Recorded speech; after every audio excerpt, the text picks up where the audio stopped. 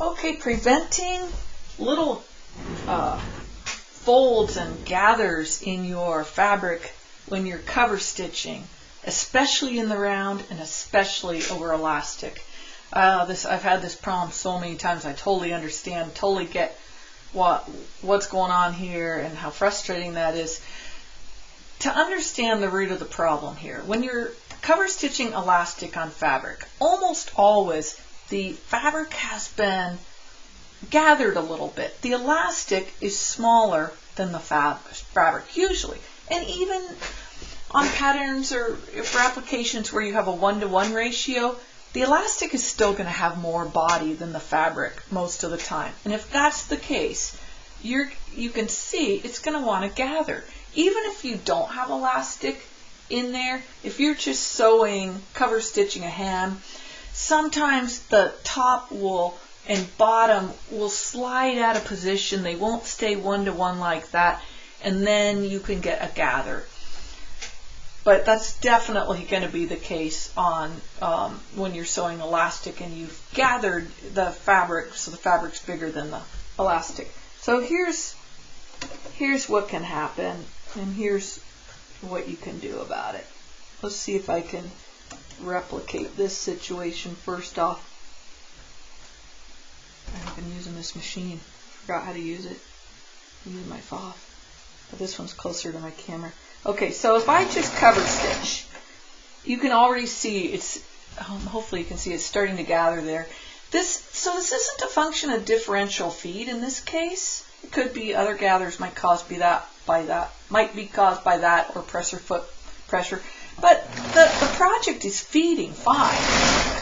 Let's see, that's a terrible example, but I mean, it looks terrible, but that's a good example of the problem. And so, obviously most people know you provide a little pole here, and you'll prevent some of those gathers. But when you get around to the beginning especially, you're going to notice there's more gathers here. Fabric might not be pulled tight against the elastic, and you just don't want to pull too hard, and so then you get this problem. This looks terrible. Well, that obviously looks really bad. That's exaggerated. But when you get back to the beginning, it's going to want, there's no more space left. So the fabric has been sliding forward as I sew, and I might be able to keep it pretty tight. Wow, that's a pretty stitch.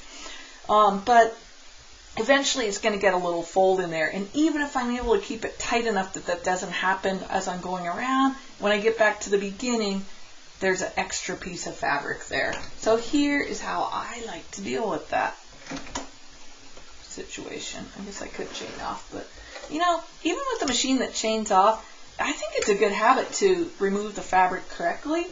And the reason is then you're set up to start well. Wow, that was a little picky. Hopefully I'll be set up to start well. That's a good example of what not to do, huh? Yeah, that's fine. It's just this woolly nylon. This woolly nylon tends to knot up on the bottom there. Okay, so here's what you can do instead. There's really, I think the way to deal with this situation is to hold, it's all about how you hold the fabric. Oops, like I said, I've been using the FOF now. I forgot how to use this. So what I do is hold the fabric in front and back. When I'm sewing elastic, I'm always going to stop with the needles in. I'm going to really hold that fabric against the elastic here. I hope you can see this. And I'm stretching it. Here's my hand position. My finger is behind the foot, pulling. My thumb is here. And then this hand is pulling back. So my thumb is pulling left. My first finger on my left hand is pulling back. And my thumb and first finger are pushing the fabric off the edge of the elastic and pulling it back. And that, you deal with this on leggings every time you make a pair of leggings, okay? So left thumb to the left, left finger back, right hand pulling toward you, and keeping this on the edge.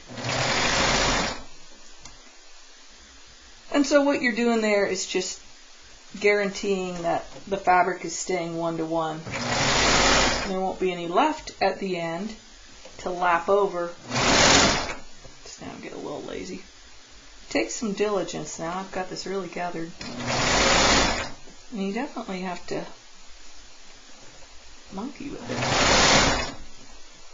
So it's almost what you do before that's going to be more important. Like all this extra, I've really put the elastic, I've really, gathered a lot more fabric than elastic. The fabric is a lot bigger than the elastic. That's what I'm trying to say. So I really have to pull it more. Okay. So now I'm coming around. You can see how it wants to gather. It wants to put a little pucker there where I started. So I'm going to just have to really pull, again, left to the back.